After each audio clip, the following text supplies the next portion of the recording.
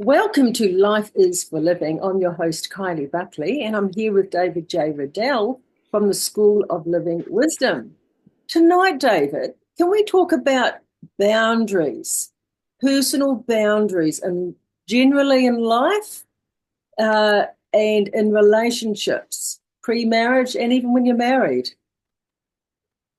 Yeah, love to. It's an important topic, especially in the matter of relationships, because boundaries distinguish between healthy relationships and codependency, healthy relationships and control, healthy relationships and manipulation.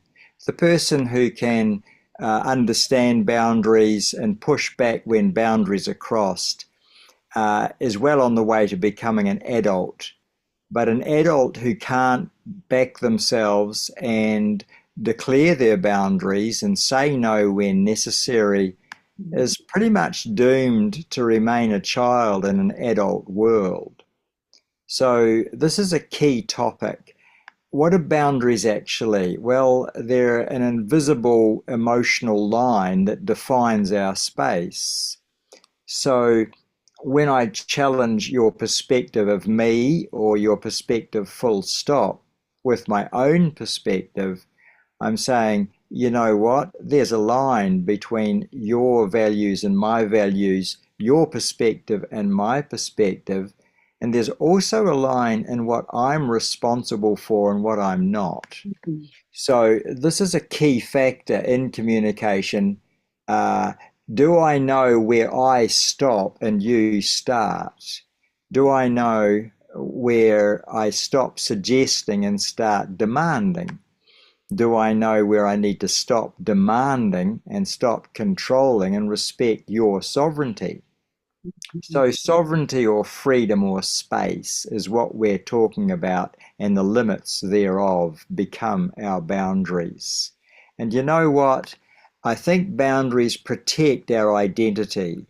What you're responsible for, what I'm responsible for, the difference is boundaries. And that's why we need assertiveness. Now, Christ said as one of his instructions to us that you must let your yes be yes and your no be no. And with that teaching, he instructed us to take boundaries and to take assertiveness seriously. I've come to realize that no is a vital word, Mm. both in matters of trust, in matters of finance, in matters of money, in matters of loaning my power to other people and recalling my power from other people. I must be able to say no.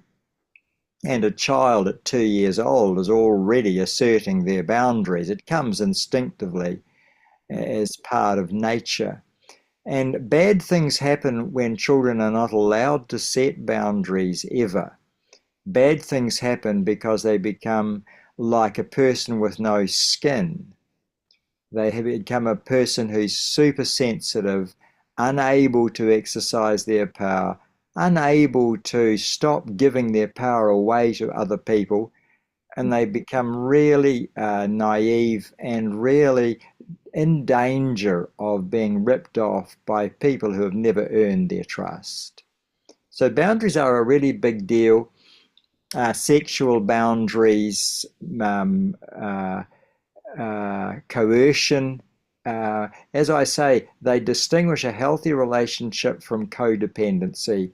You will find in a codependent couple of any sort that some of them are saying yes when they should be saying no, and some of them are giving away too much power. And of course, the old example of when your spouse is answering for you or finishing your sentences. We're getting a blurring of boundaries and a blurring of identities. I've got a lovely cartoon in my office. The marriage guidance counsellor is asking the man, do you feel dominated by your wife? And she's saying, no, he doesn't. And I think that's rather cute. But that's what you get when somebody stops reinforcing their boundaries. Okay, so here's a question for you. What would happen if your spouse or your partner or somebody is finishing your um, sentences or just pushing the boundaries, not allowing you to have your say. What's a nice way or an appropriate way to deal with that? Would it be to just say, please let me finish? Or is there, which is Yes, a good pushback, which, to let them know yes. you're crossing the boundary here? Well, yes, please let me finish is a perfect example of guarding your boundaries, and there's lots of ways of doing it.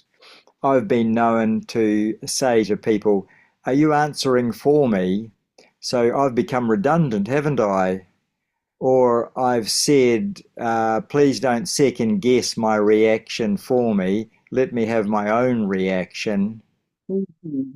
Or Right. I've said, if I gave you that much power, I could stop thinking for myself, couldn't I? There's all sorts of ways you can communicate it. And assertiveness is necessary at times because there are always people that I call boundary intrusive. They never sensed a boundary that they didn't want to crash. And control freaks are just people who haven't learned to respect boundaries.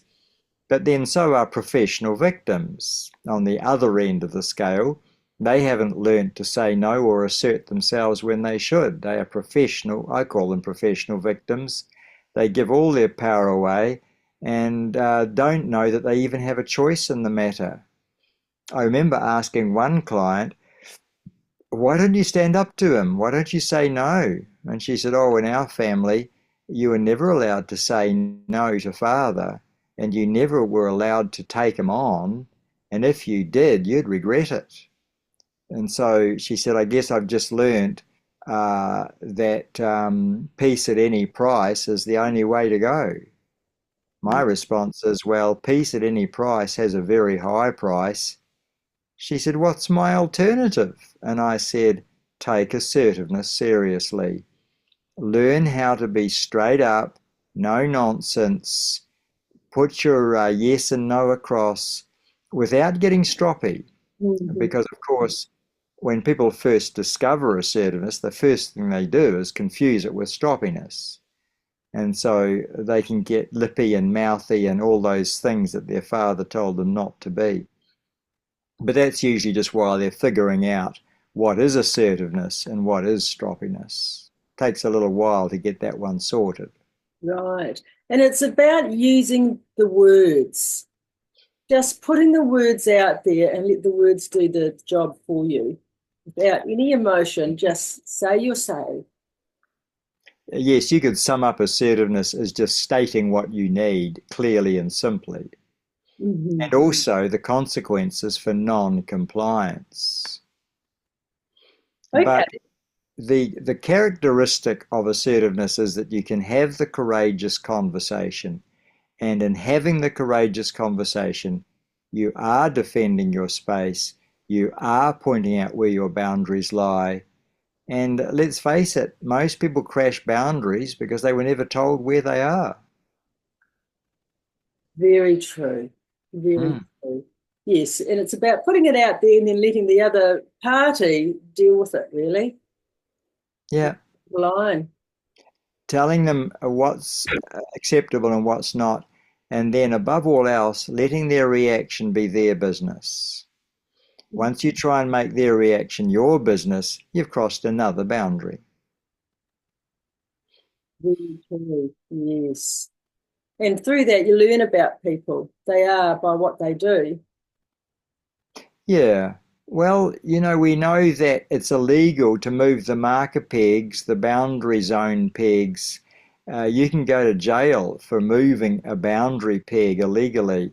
Mhm. In the same way, we must have those boundaries around our perspective, our values, our identity, what we will accept and tolerate, and what we won't.